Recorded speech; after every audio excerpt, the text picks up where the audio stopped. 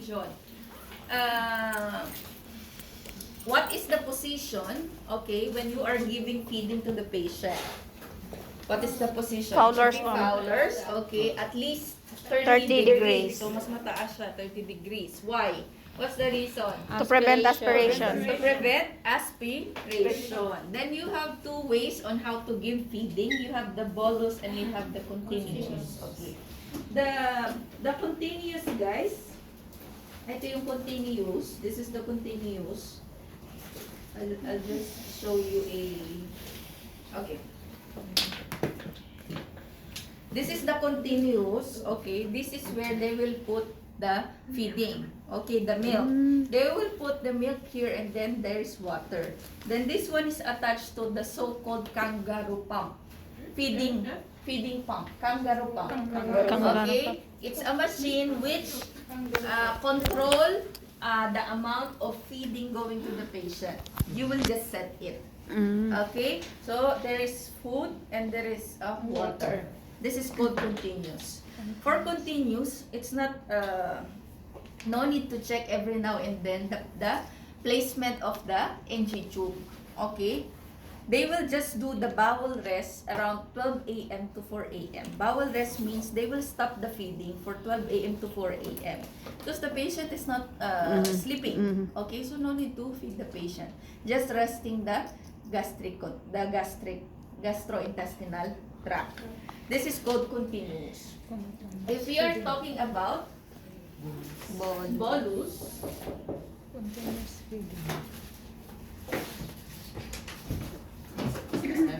Ma'am, Miss F, sorry po sa istorbo. Pwede po mahirap-pahiram ng isang extension?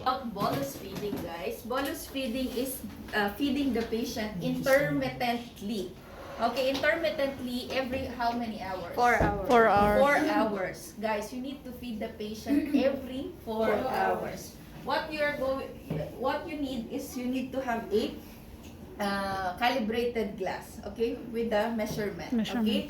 So, usually, they are feeding the patient every 4 hours. Each feeding, they are feeding the patient 200. It depends. If the patient is thin, okay, it is more. If the patient is big, it is 200, okay, or less. So, when you are feeding the patient, guys, okay, by bolus, you need to check the placement of the tube. Okay, what is the most accurate way of... ma'am, next one. What is the most accurate way of checking the placement of the tube? Stethoscope, huh? Accurate way. The pH balance. The pH. Very good. The pH. Okay, pH is, when you watch my video, the pH is, you will just have a strip, okay, and then you'll get a gastric content, okay, 5 to 10 ml of gastric content, and you will put on the strip. Okay, it should be, the color coding, it should be acidic, okay, and it means that it's in the stomach. Should be acidic, ma'am? Should be acidic, there is percentage, no, pH, I forgot the value. The ones doing it is the nurse, okay? Okay. However, there are times that the patient is with NGT and you're taking care of it, the patient at home, okay? So, you don't have pH. How you are going to check? If there is no pH, then you need X-ray, okay, if the patient is hospitalized. But, if the patient is at home, how you will check the patency or the placement of the tube? By using stethoscope. Okay, by using stethoscope. Okay, who's with stethoscope? Someone? Yeah. Okay. Okay, so if we are checking, place the patient into 30,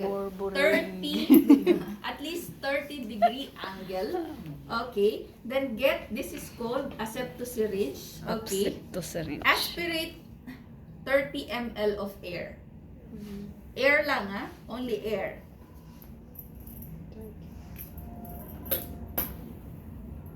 Then place it.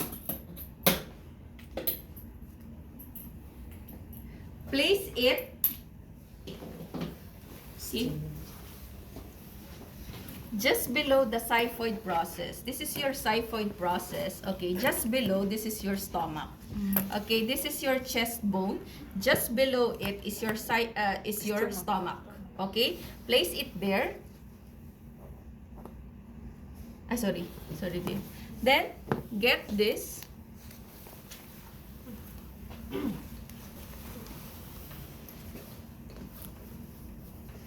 Okay. If you're putting air, okay, and if still you're not using it, you need to clamp it. Why? So the air will not comes in. The patient will not have gas. Okay, if you're not using it. Then attach the asepto syringe, then open. Okay? Then while assessing the stomach, okay, push slowly air. Okay? Then you will hear the so-called borborygmi sound. Borborygmi sound. What is borborygmi sound? When you are feeling hungry. Ah, okay. If you're not hearing In short, hungry sound. If you're not hearing it, guys, it means that this one is in the lungs. It's not in place. So don't feed the patient. Okay? That's the borborygmi sound. Okay? So when you heard that, you can feed the patient. Okay? You can feed. Thank you. You can feed the patient. Okay? So what you're going to do, for example, have cup. Okay. Before giving food to the patient, you need to flush it with how many ml of water? Do you have any idea? 30 ml. Remember, that is standard. You need to 30. flush it. For example, I got water here, 30 ml of water. Flush it first, okay, before giving the food itself. Flush. Then close again. While you are not using it, you need to clamp it so the air will not come in. Then you get the 200 ml or any amount of food prescribed by the doctor. Okay? So this is 60. How many times I will aspirate? If the doctor orders 200 ml, how many times I aspirate? 3. 60 times 3 is 180. 180 Then plus 20. plus 20. Okay? Then I'll give until I pour all the 200 ml of food. After that, another 30 ml of water. I'll flush. Okay? Then what if there is medicine? You should crush the medicine. Huh? Yeah, to. Okay? But not all medicines are allowed to crush. Yes, ma'am. Okay? You should check if the medicine is allowed to crush. So if the medicine is allowed to crush, okay, you crush it, okay, put a small water on it and then aspirate it and then put it again.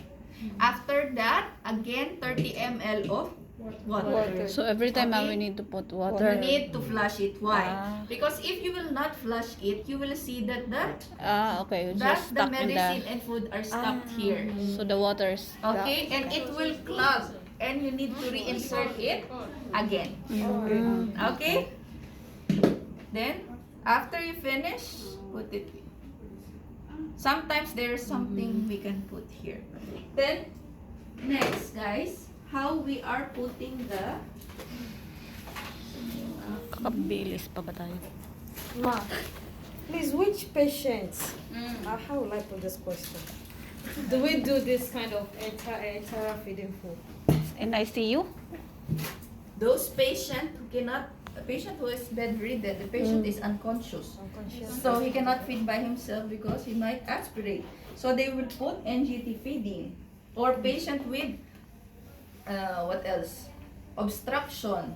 Patient, this is complicated case. PEG, if you have patient with PEG, patient have cancer. Okay, that's why they put it on gastrointestinal tract. Ma'am, what is pegging? Percutaneous. Endoscopic gastro. Ay, gastro. Saan yun nilalagay? Saan ini-insert? Diyan din. Surgical yun. Ano, ma'am? Surgical kasi yung peg. Parang magbubutasan. May peg. Pati gutom.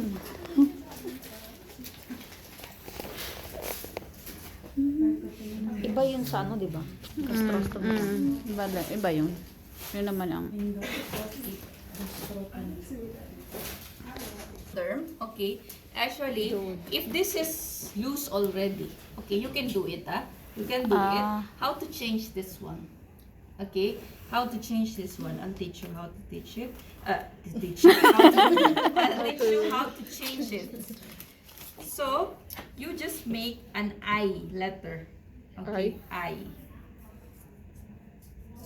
Okay, I letter.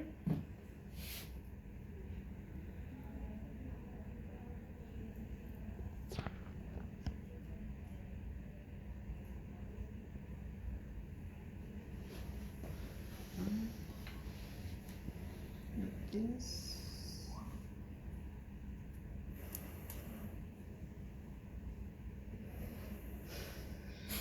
If you're artistic, you can make an eye. Arts and crafts. Wow! Okay, then make sure, okay, because the patient will sneeze, this is very itchy, no?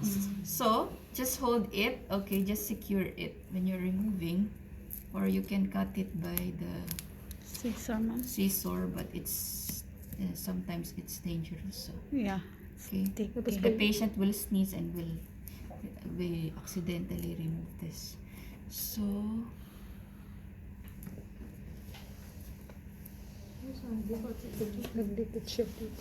better to have someone with you when you're doing it. Ano kasi ito micropore yung nilagay ko That's why it's not advisable to put micropore. Sino may kuko?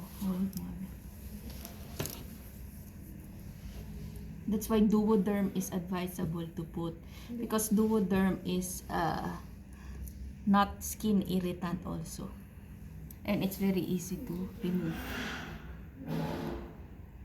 Tapos nag-hatching siya bigla. The patient's still really sneezing. Just hold there. Okay.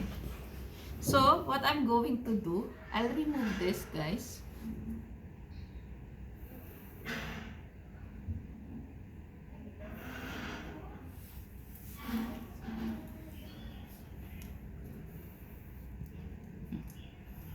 I'll put the other one here. Okay. Here. Then, here. Okay. Okay. Then I will encircle here. Okay. So that's how I Kaya do it. pala. Yes. That's why letter I. Okay. Okay. Okay. That's That's why. how easy it is.